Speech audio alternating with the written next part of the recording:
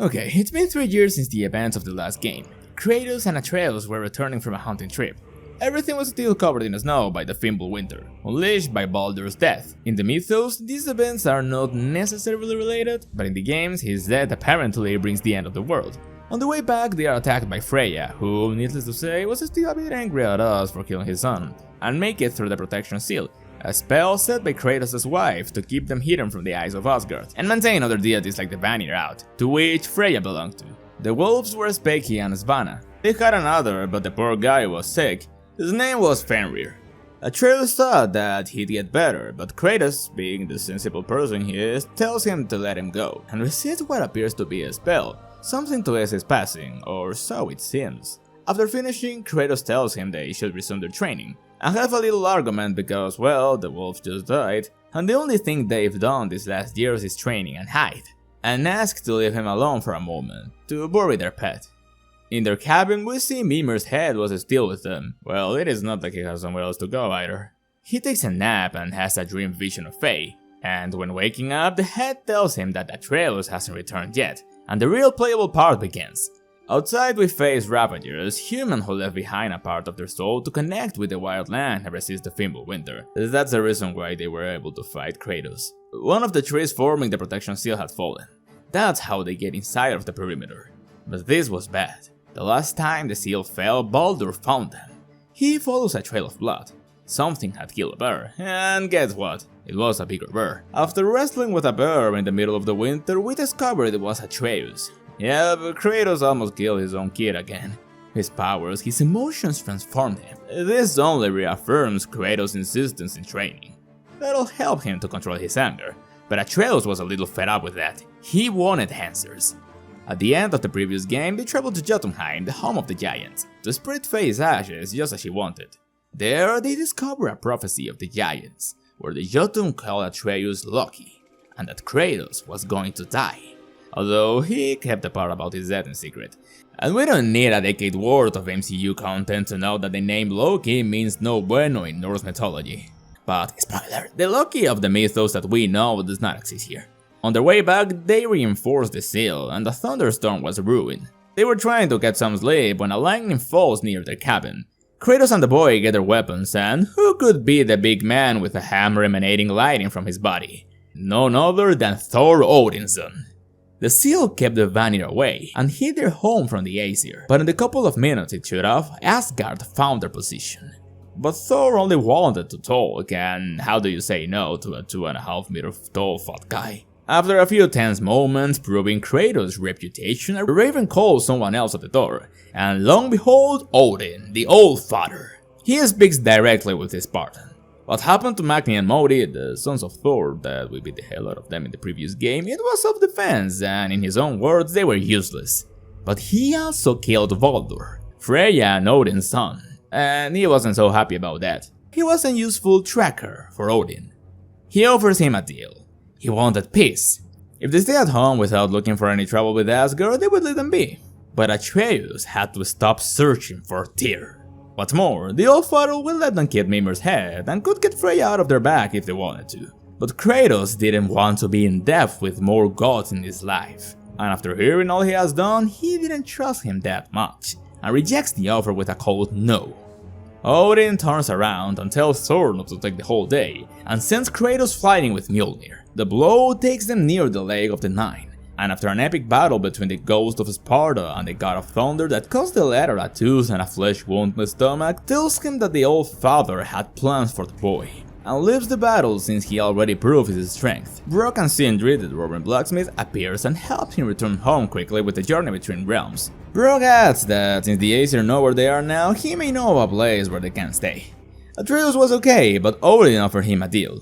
He asked him to go to Asgard, and Kratos asked why he was searching for Tyr. He says that it was true, he was hiding it from his dad, but this was important and something that he may want to see.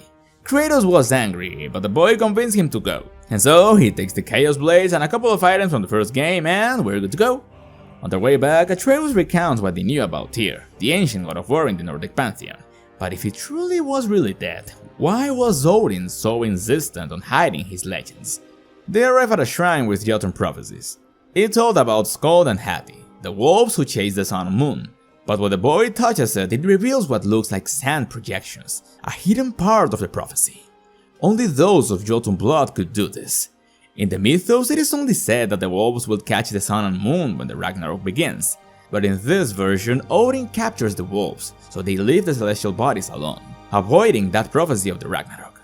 But the projection reveals that the giants freed them, that they are safe somewhere in Vanaheim. But someone steals the moon, and one of the wolves no longer chases anything, until the moon is recovered once again, putting the cycles back in motion, followed by an arrow. And during Ragnarok, Tyr leads the armies against Asgard. He also collected some prophecies from the other shrines. One of them had Tyr locked him in a mine, in a land of black smoke and bleeding earth. Mimir mentions that it can't be Muspelheim. Odin doesn't have much presence on the primordial realms, but the bleeding earth and mines sounded a lot like Svartalfheim to him, the home of the dwarves. That'll be the first stop. Sindri was waiting for them in their cabin and takes them to the realm between realms. There, they set up a small house, not a big deal, rather humble though. The dwarves had designed an artifact that could open entrances to the other realms again. They just had to use Mimir's skull as a lens. This was because of some crystals the giants put on his eyes, allowing him to travel between realms. With that, they upgrade the door. If they were looking for a mine prison in Svartalfheim, a dwarf named Norling could help them with that, a distant cousin of both. He was in Nidavellir, the city of the dwarves. Svartalfheim was a wetland with little high ground at first sight, and as you can see, the Fimbulwinter didn't affect this realm, although there were plenty of volcanic activity. A boat ride later, we arrive at the site. Odin's influence was clear. He offered them protection in exchange for making equipment for Asgard, and it was not a good idea to deny Odin's offer. Mimir also comments that he convinced the dwarves long ago to set mining platforms that poison the land, leaving them no choice but work for the Aesir and buy food from Asgard. Anyways, we arrive at Durlin's office. He recognizes Kratos' axe. He and the Huldra brothers made it from Fae long ago. In fact, that's the reason why Thor says that he had seen the frozen lightning from their combat before. Atreus says that they were looking for a prisoner. Seeing who they were, Durlin gives them a fine and kicks them out of his office. But in reality, he gave them a map. He couldn't tell them anything directly, for the old father had eyes everywhere. It leads them beyond the mountain. After a couple of hours, we get inside the mines. The closer we get to Tyr, a group of Einherjar attacks the duo. These were the spirits of warriors killed in combat that Odin chooses to fight in the Ragnarok. After breaking down the door in the most impractical way possible, long behold the Norse god Tyr. And he had seen better days, to be honest. On the previous game, it's revealed that Tyr was a different god of war. He fought to achieve peace, and believed that by traveling and learning from other realms and cultures, he could find balance among the people. He tried to make a peace agreement between the Jotun and Asgard, but Odin wasn't up to that, and Tyr ended up allying with the giants, and that's how he ended up here. Mimir asks to talk to him first, making him panic and run away. Yeah, the sight of the murderer of the whole Greek pantheon carrying the severed head of one of his friends wasn't very pleasing, to be honest. Kratos does what he knows best and knocks some sense back to him by yelling. They were breaking him out because the boy thought that he could be of help. On the way out, he rejects a spear and reveals that he has renounced all violence. If that was the god of war they were looking for, he wasn't that person anymore. Atreus tells them it didn't matter, they were looking for answers, and if he was a friend of the giants, he might be helpful. Back at the dwarf's house, Kratos was somewhat worried, especially for Atreus. They had so much against them now, and Mimir adds it would be good to have Freya as their ally. But that might be a little complicated. What he didn't know was that the boy heard it all from outside the window, and had a little plan. Oh, and Sindri goes with him too. Jormungandr might help him to understand his magic. He was also a Jotun after all. But holding a conversation with a giant snake turned out to be rather hard, and says something about the Iron Forest.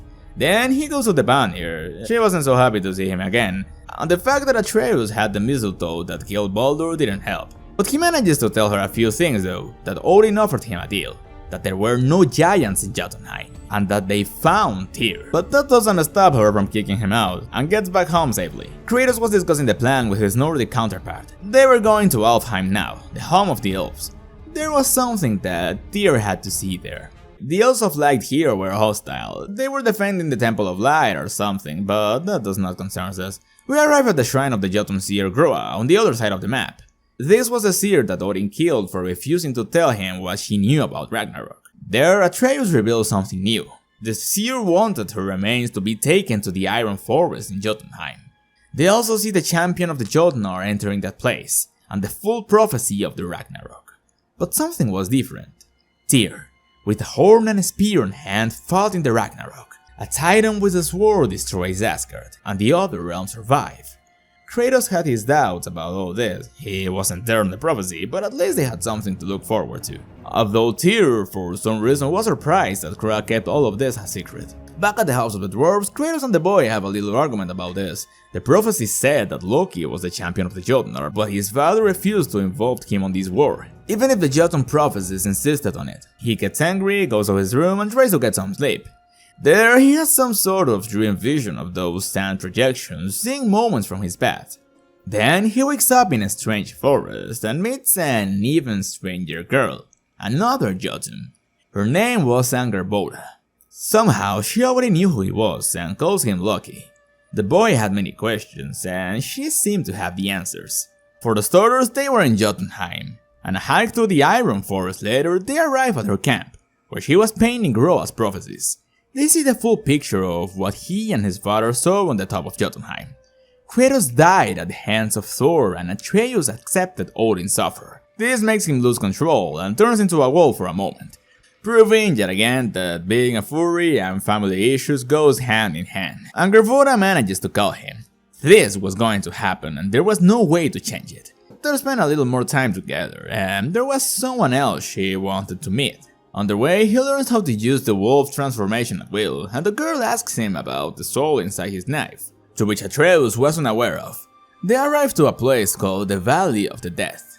There, she explains that the Jotun feared Asgard, so they abandoned their bodies, left a few corpses to trick Odin, and here they were, inside these marbles.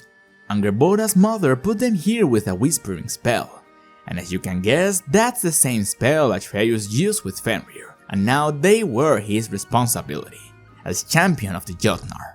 Later that day, a wolf is attacked by something. Angerboda says it was Graila, her grandmother. She took the souls of some animals and asked Atreus to help her. On her grandma's home, they found where she kept the animals, or what was left of them. They see a snake's body, and Atreus has the idea of putting one of the Jotun souls in it. It works, but the creature doesn't pay them much attention and just leaves. This, for some reason, makes him uncomfortable and keep back the bag of marbles. He wasn't ready for that. In that moment, they hear Graila has returned to the kitchen and bring the wolf with her.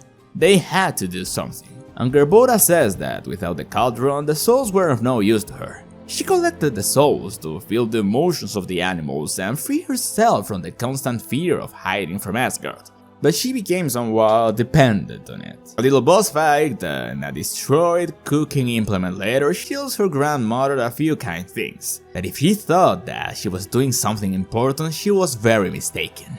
And even on the prophecy of her beloved Loki, she was nothing. And curiously, on the mythos, Angerboda is mentioned 3 times at most.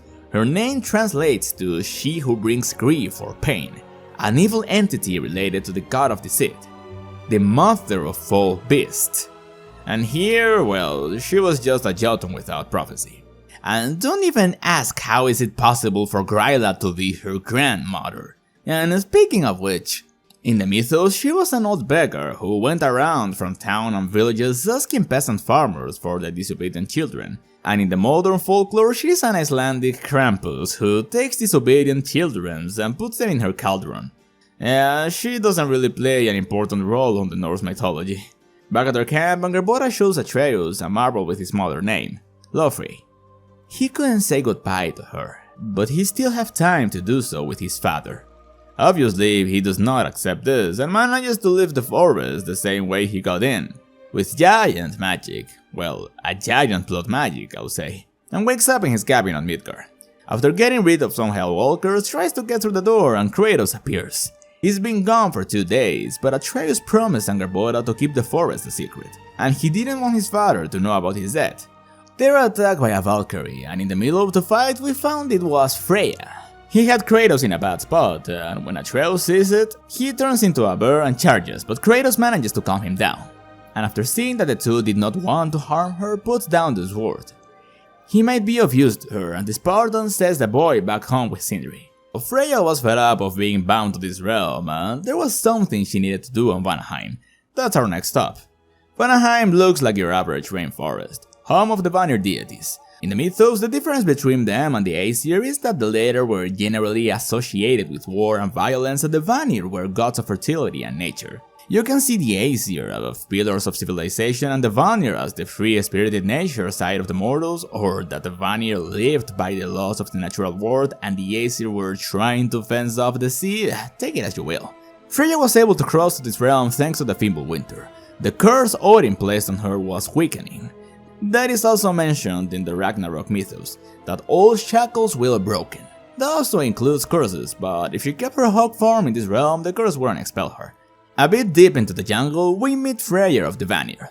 Let's say that Mimir sold Freya to Asgard a long time ago to stop a war within both deities, and her brother wasn't so happy about that. She appears in bird form to clarify things.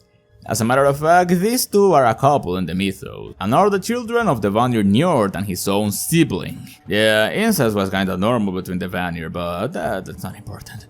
Freya's plan was to dispel the curse. On the way, the Spartan says that he understood her pain.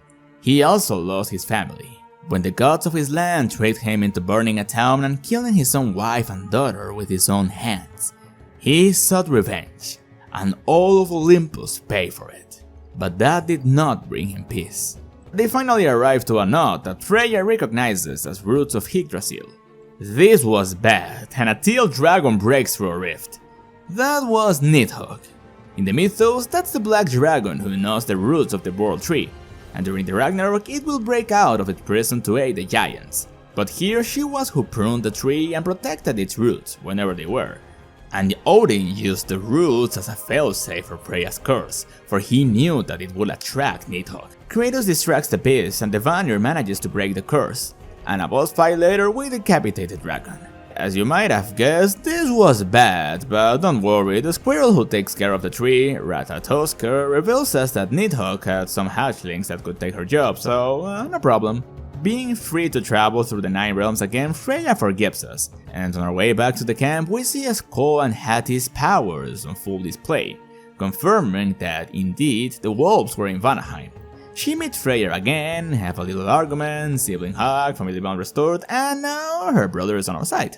Back at home, Kratos finds out that Atreus was planning on going to Asgard, which no one thought was a good idea. But he kept telling them that he had a good reason, and still was a bit upset because he believed his father was keeping secrets. But on the other side, he kept something as important as the Iron Forest in secret, that if he were to speak to Kratos about that, he might want to keep him away from that path. It's complicated. A teenage bird transformation later, he escapes to Midgard, leaving him alone, and when visiting Freya's old home, he finds one of Odin's ravens.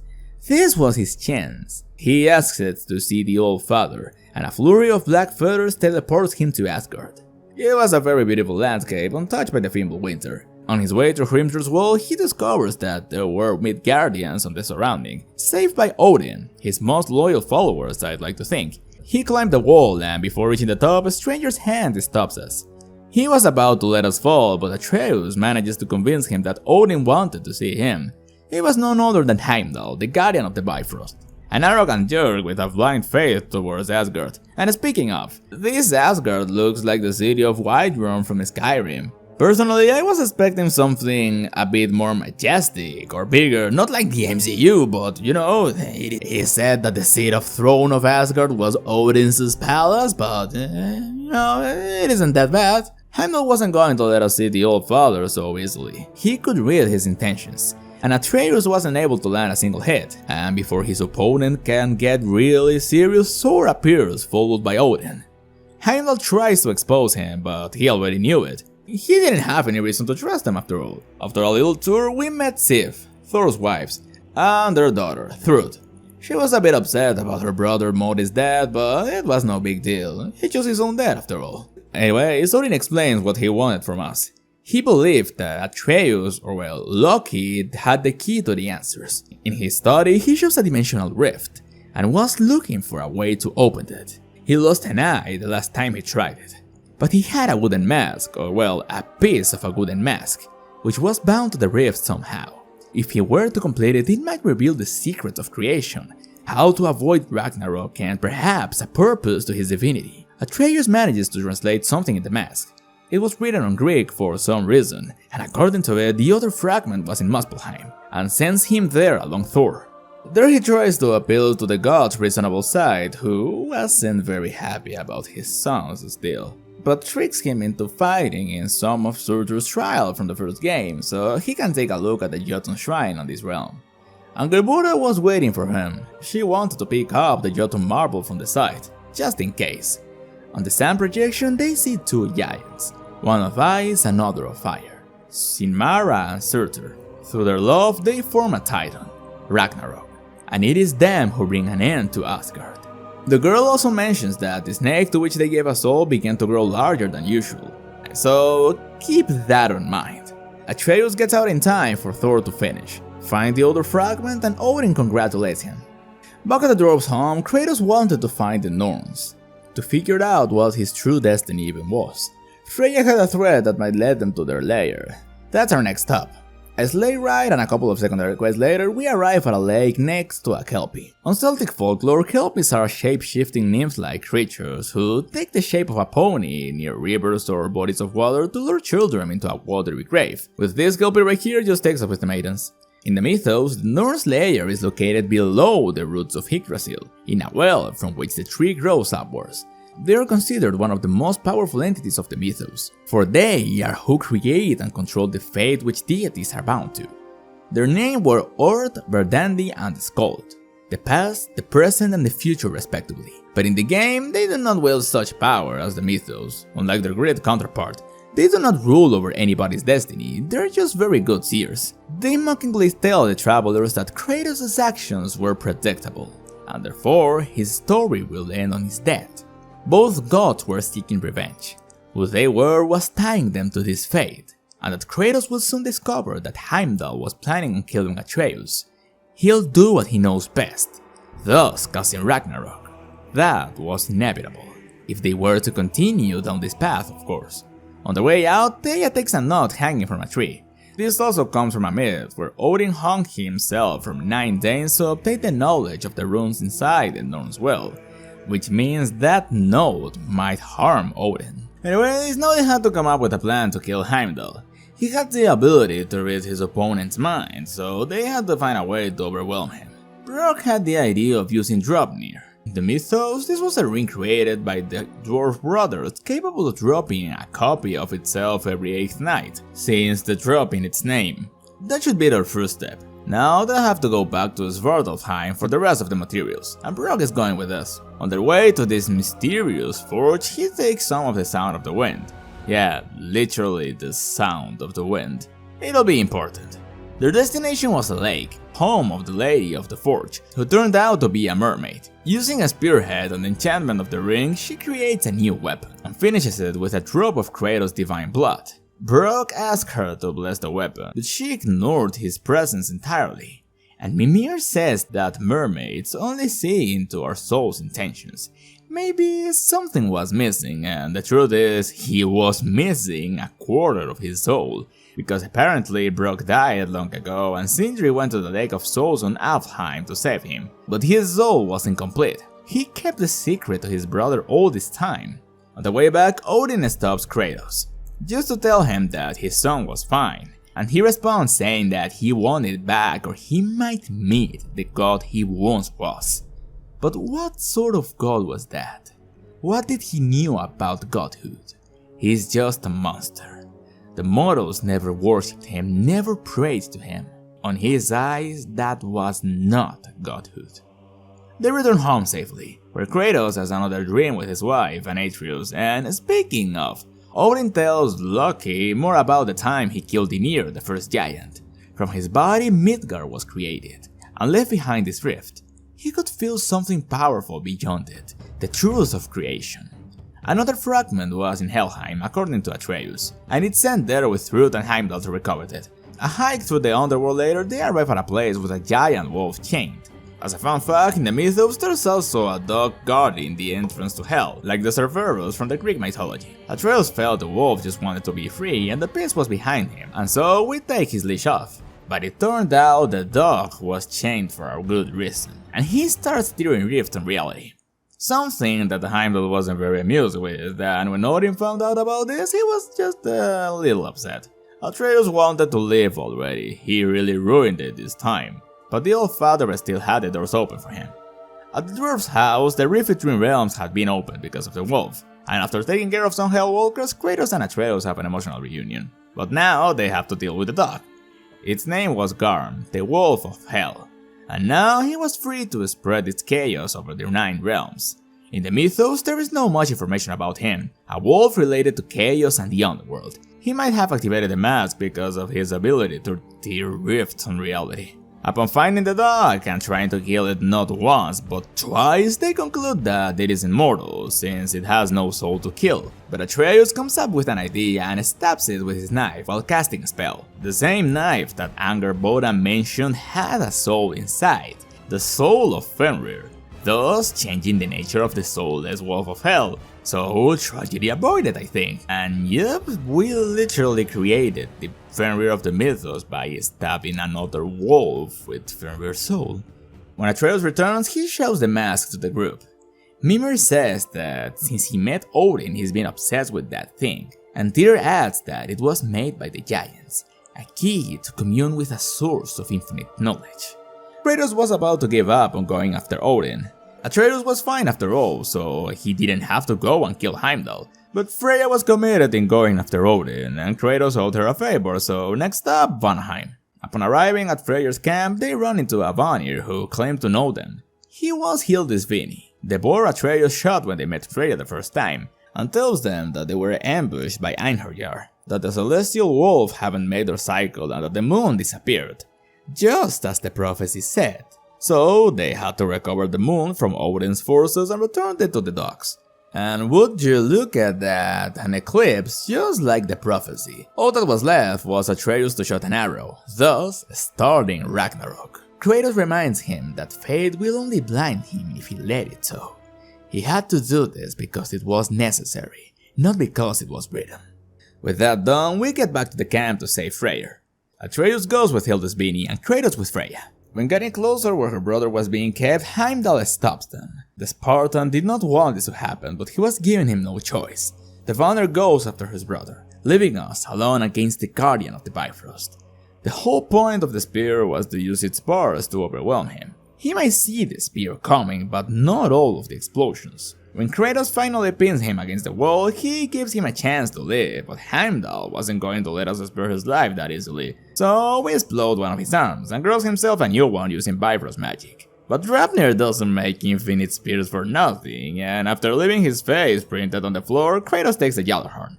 Another prophecy fulfilled. The others break Freya out of the Einherjar camp, and after a little chase, they use the Skid Bladnir to escape, a magical ship from the mythos belonging to Freya's brother. And yeah, the boat could fly too. They are attacked by wyverns, and one of their colleagues charges against the dragons, giving them time to escape safely. And don't worry about him, guys, he was just an NPC, he's alive on a secondary quest later, I think. Back at home, Atreus tells them what the horn is supposed to do. When it's blown by a god, it harmonizes the space between realms, and if it's done while on Tyr's temple, it opens all the towers at the same time, and thus the Ragnarok can begin. But they were missing something.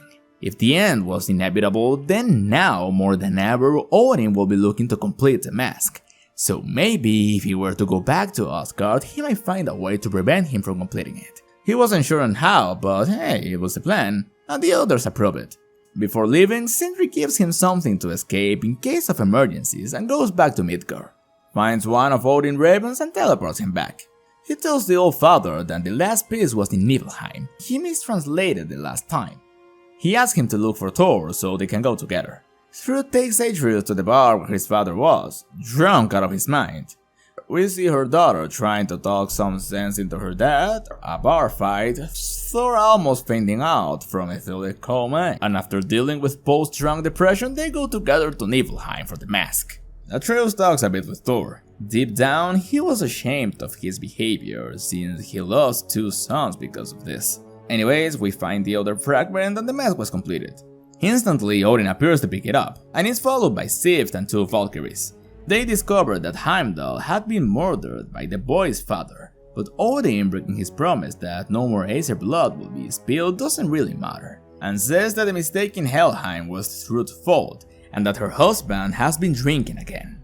Sif tries to make Thor see what his father was doing to their family and decides to take it out on Atreus, who uses the stones Sindri gave him to escape just in time to the realm between realms, where Atreus and Mimir were waiting for him. But now they would not be safe. They must find Surtur, blow the Gjallarhorn and start the Ragnarok. Tyr tells them that it wasn't going to be necessary, the mask was all they needed. But how would they be getting into Asgard? He says he knew an old entrance. But Brok points out that something was wrong. He knew a secret entrance, why keep it a secret so Kratos wouldn't just go there and do something stupid? And why did he call Atreus lucky? At that moment, Tyr takes a dagger and stabs Brok on the chest, revealing that he had always been Odin on disguise. He grabbed Atreus by the neck. He would release him if they gave him the mask. Freyr obeys, but throws Seth over him, giving Atreus the chance to bite his arm. Odin leaves with his ravens, not before Kratos shots Draupnir, leaving the mask on their side. Sindri held his brother in his arms, and with his last breath forgives him for not telling him about his dead all these years. This was bad. Odin knew all their plan. They've lost the element of surprise but couldn't delay this any longer. Ragnarok has to happen. Atreus and Kratos return to Midgard for a moment to reflect on what just happened, and after some emotional father-son moment later, we're ready to go. Now it is time to gather all realms' armies. The two will be heading to Muspelheim to find Surtur. At last, the first fire giant, but he wasn't willing to help them. To form Ragnarok, he had to merge with his beloved Sinmara, killing them both in the process. He didn't want that for her. He had her heart, and she had his. He did not need anything else. But when he sees Kratos' Chaos Blade, he comes up with an idea. Those weapons had primordial fire on them. If he fuses them with him, he'd become their monster. But it had to be done somewhere else, where Muspelheim and Niflheim converge. This is the place where the world was created.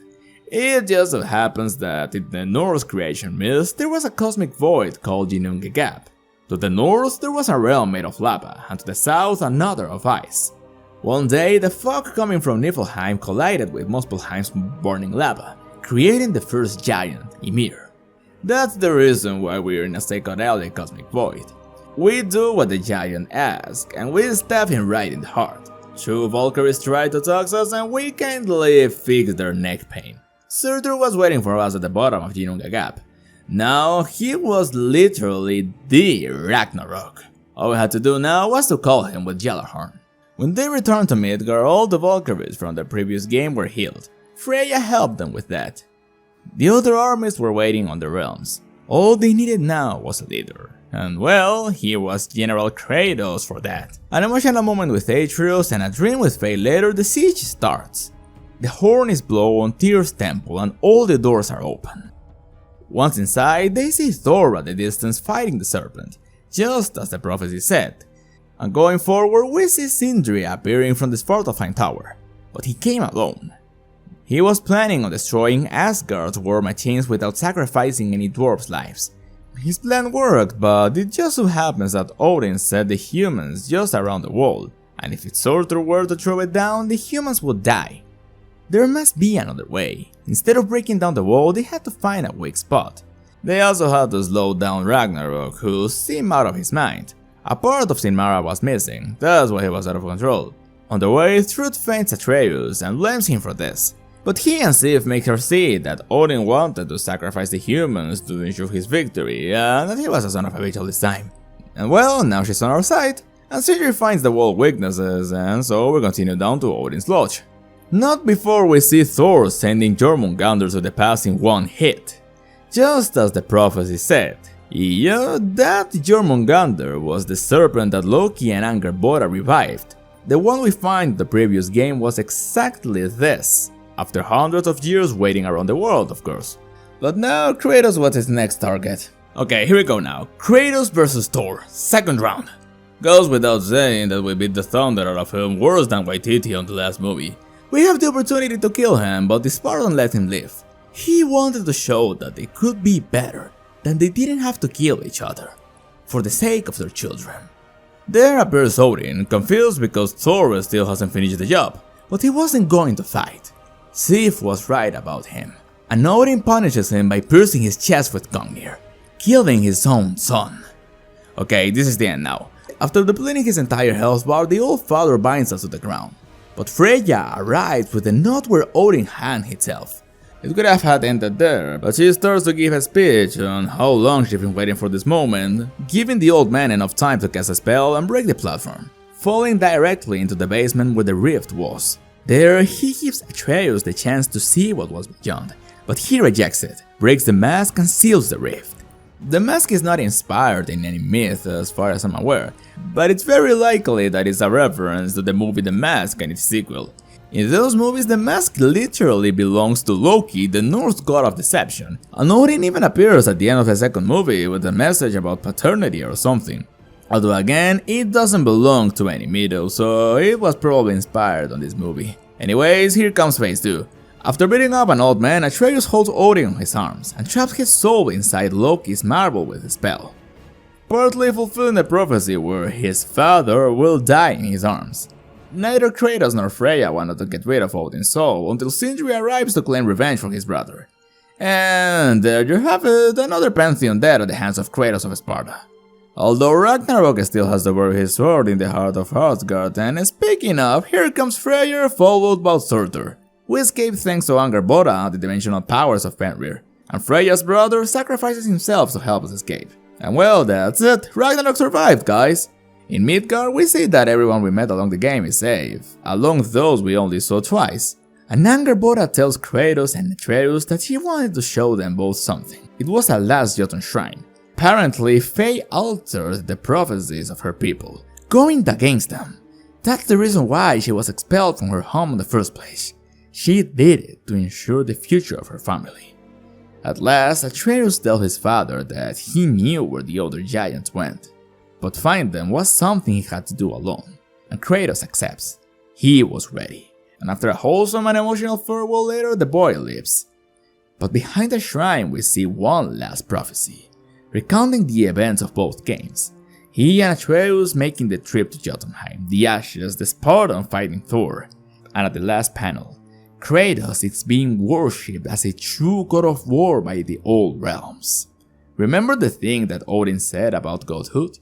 Well, there we have it. 4 games later, countless of deities murdered and a couple of PSP spin-offs. Kratos of Sparta is worshipped. At the brink of tears, Freya and Mimir enter the shrine and ask him what he saw. Kratos just says that he saw a path he had never imagined. There's also a couple of extra endings. One when we see Brock's funeral and that Sindri is still very affected by his death.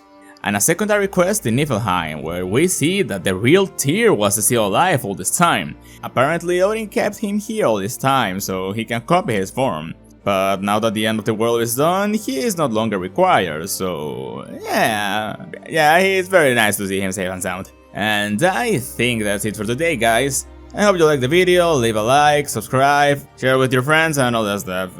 My name is Trem and I'll see you all next time. Bye bye!